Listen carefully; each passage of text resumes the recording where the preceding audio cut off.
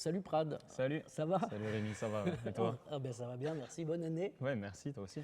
En résidence au Rio Grande à Montauban C'est ça. avec les copains de Quadrant. Ouais. Mais il faut plus dire Quadrant. Mais il faut plus dire Quadrant, hein. Ouais. Aujourd'hui, c'est Prad. Voilà, depuis 2018, le confinement, j'ai réfléchi à un projet qui me ressemblait un petit peu plus.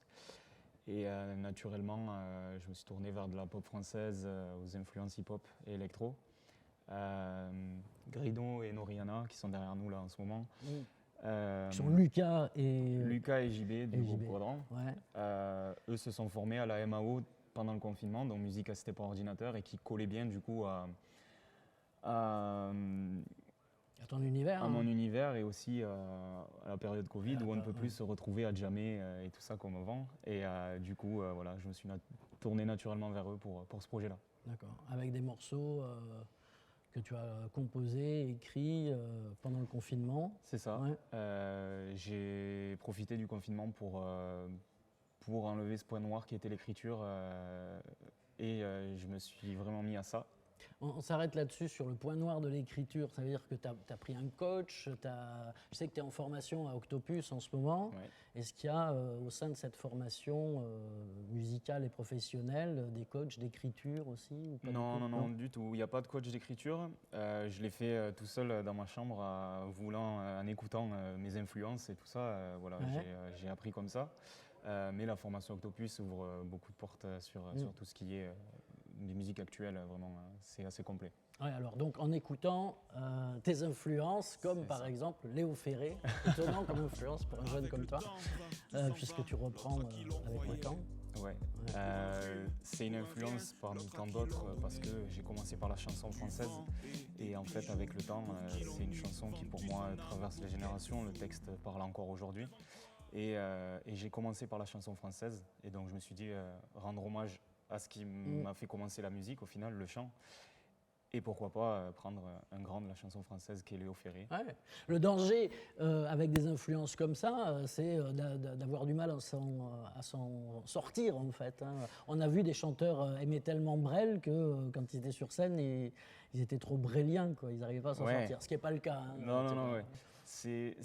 Aujourd'hui, ça a été une influence et ça le restera, mais j'ai quand même mes influences à côté, hip-hop, électro, tout ça, qui prennent le dessus et qui rendent ce qu'est Prad aujourd'hui. Alors, qui c'est qui les influence? Alors, je sais pas, Orelsan Ouais, il y a du Orelsan, il y a du Giorgio, il y en a tellement que j'écoute, du Nekfeu, du Lompal, Stromae. Voilà, c'est un peu un mélange de tout ça qui... Et pour le côté mélodique et tout ça, est-ce qu'il y a un peu des anglo-saxons ou est-ce qu'il y a des Beatles quelque part qui traînent ou pas du tout De par Quadrant, tout ça, le côté rock, bien sûr, ça y est encore, il y a encore des restes et je renierai jamais ça puisque c'est ce qui a formé et ce qui fait que Prad est aujourd'hui mon projet. Non, toujours des Red Hot Chili Peppers, Muse, tout ça, quoi, des groupes comme ça qui m'ont influencé. D'accord. Donc tu chantes dans Prad, t'as pas un flow de hip-hop, quoi. Tu n'es pas dans le parler. T'as essayé un peu ou pas du tout Si, il y a certains morceaux où je serai plus dans le parler, mais il y aura quand même cette mélodie-là qui restera parce que j'aime bien le côté un peu chantant aussi. Ouais. C'est mon côté ego de chanteur peut-être qui prend le dessus. Non, mais moi je suis fan de la mélodie, donc je suis très content d'entendre des jeunes chanteurs faire des mélodies. Ouais, et puis même si on écoute le rap aujourd'hui, il a vraiment varié et il est aujourd'hui très chantant quand même sur les refrains ou sur quelques lignes. Donc les mélodies viennent aussi.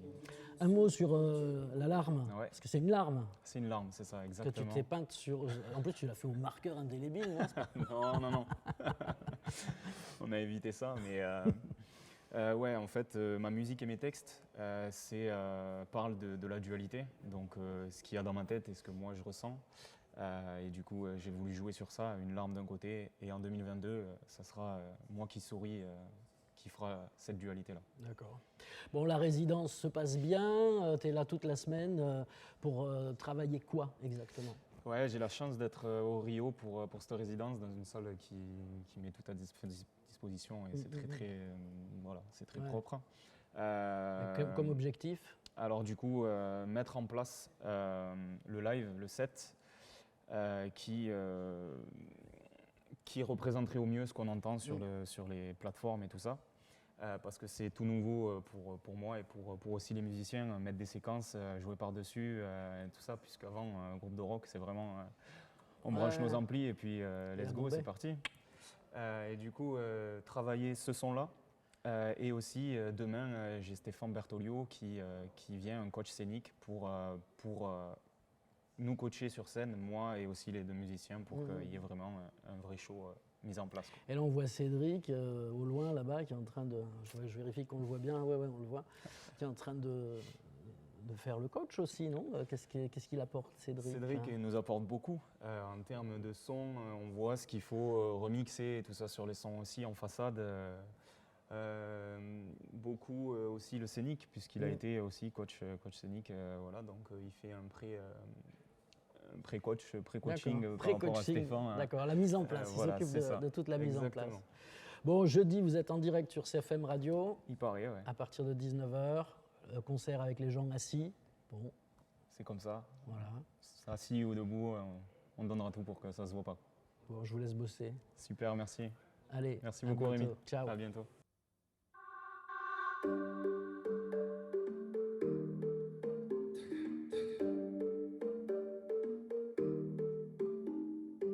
C'est toujours le même qu'on entend, celui qui bouge, pas celui qui reste là.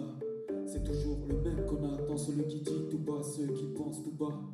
Tu penses tout le temps en amour, mais tu te respires. Tu te respires et que tu te rends compte. Dis-moi ce que tu penses vraiment, ce qui te passionne. Dis-moi que